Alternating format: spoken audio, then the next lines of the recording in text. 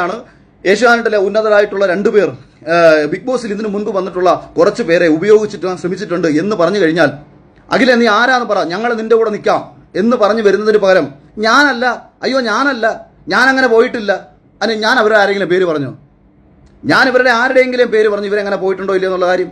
ചിലപ്പോൾ ഒരാളെ ആയിരിക്കും ഉപയോഗിച്ചിട്ടുള്ളത്, ഒരാളെ. 100 സ്ത്രീകൾ ഇതിൽ പോയിട്ടുള്ളതിൽ ഒരാളെ ഉപയോഗിക്കാൻ പാടുണ്ടോ? അതെന്താ ഇവർ മനസ്സിലാക്കാത്തത്? പിന്നെ രണ്ടാമത്തെ കാര്യം, ഒരാൾ നമ്മളോട് പറയുന്ന പേഴ്സണലായിട്ട് പറയുന്ന ചില കാര്യങ്ങൾ, അല്ലെങ്കിൽ ചേട്ടാ ഇങ്ങനെ സംഭവിച്ചിരുന്നു എന്ന് മറ്റൊരാളിൽ നിന്ന് ഞാൻ അറിയുന്ന കാര്യങ്ങൾ എനിക്കെങ്ങനെയാണ്? ഞാനാണോ വിക്ടിം? ഞാനല്ല വിക്ടിം.